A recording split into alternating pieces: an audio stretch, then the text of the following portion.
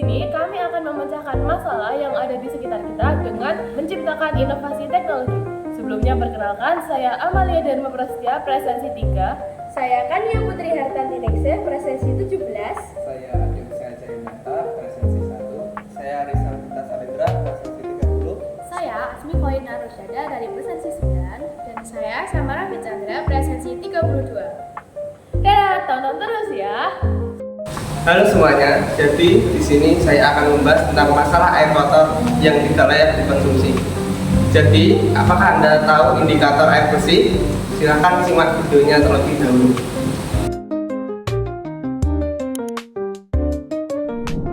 Krisis air bersih di Indonesia. Masa sih Indonesia krisis air? Air di negara kita kan berlimpah. Iya benar, kalau Indonesia kaya akan sumber air, tapi air bersih kita terancam kurang di masa depan.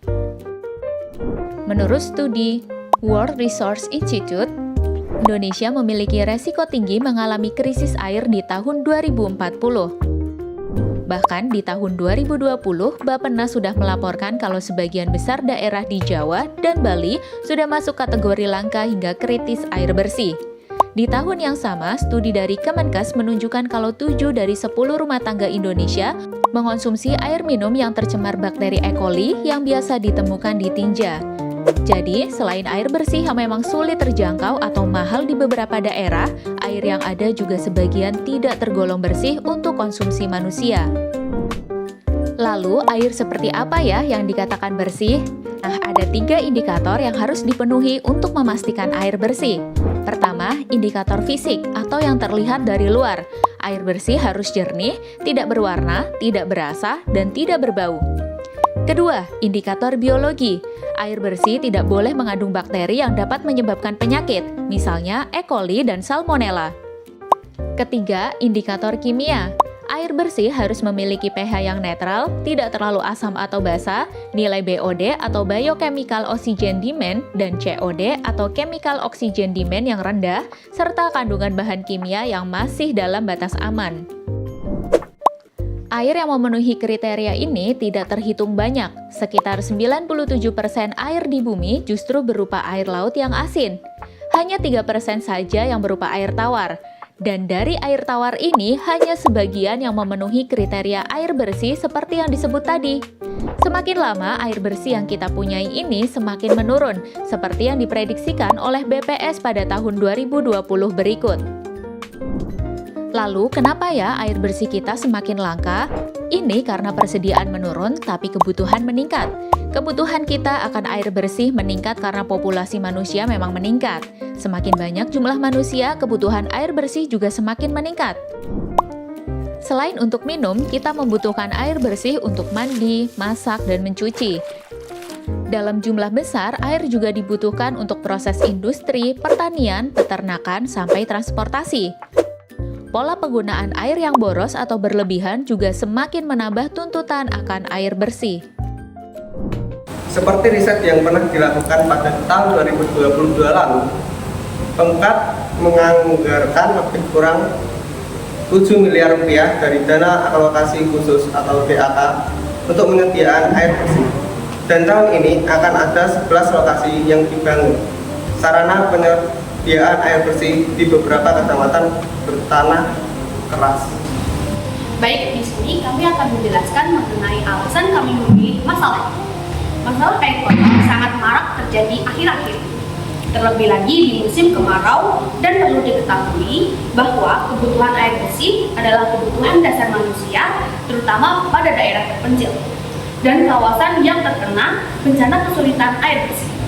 Tanpa air bersih, kesehatan masyarakat akan terancam oleh beberapa penyakit seperti diare dan juga sakit mulut. Lalu, siapa saja sih target dari dampak krisis air bersih ini? Target dari dampak krisis air bersih yang sangat riskan ini adalah bagi masyarakat terdampak, terutama bagi anak-anak dan ibu-ibu hamil yang kekebalan tubuhnya masih sangat rentan terkena penyakit, dan orang-orang yang terdampak di daerah krisis air bersih tersebut. Di Wonogiri sendiri masih ada beberapa daerah yang masih membutuhkan suplai air bersih, seperti Eromoko, Giri Tondro, Giriwoyo, Kismantoro, Panyaran, Karangdupito, dan Kacimantoro. Oke, dan teman-teman, di sini sebab kami mengambil masalah tersebut dikarenakan pada sistem penyaringan air dari PDAM yang diambil dari sungai itu pasti di filtrasinya itu ada yang beberapa kurang bersih. Dan selanjutnya apabila kami mengambil dari sumur itu ada beberapa orang yang mengkomplain bahwa airnya itu bercampur dengan tanah atau air hujan. Solusi kami untuk mengatasi permasalahan tersebut dengan menggunakan teknologi sederhana untuk menyaring dan memurnikan air. Di sini kami menggunakan filtrasi air buatan sendiri dengan filter karbon, kerikil, dan kapas alami. Baik, di sini kami akan membuat produk filter air sederhana yang dapat digunakan di rumah dengan harga terjangkau dan mengedukasi masyarakat untuk membuat filter air sederhana. Filter air sederhana yang menggunakan kapas, kerikil, dan juga karbon aktif berfungsi untuk menyaring kotoran fisik seperti kotoran fisik dan zat kimia dari air sehingga air menjadi lebih bersih dan aman untuk digunakan. Berikut cara kerja masing-masing komponen dalam proses filtrasi. Baik, komponen yang pertama adalah kapas. Kapas berperan sebagai penyaring awal yang akan menangkap kotoran-kotoran besar dan partikel-partikel fisik seperti debu, lumpur, pasir, dan partikel-partikel lain. Cara kerjanya, air yang melewati lapisan kapas akan disaring sehingga partikel-partikel besar akan tersangkut dan air yang lebih bersih akan mengalir ke lapisan selanjutnya. Baik, komponen yang kedua adalah kerikil. Kerikil berfungsi untuk menyaring partikel-partikel yang berukuran sedang, seperti pasir halus dan lumpur yang mungkin saja lolos dari lapisan kapas. Cara kerjanya, ketika air melewati lapisan kerikil, partikel-partikel yang lebih kecil yang lolos dari lapisan kapas akan terperangkap di sela-sela kerikil.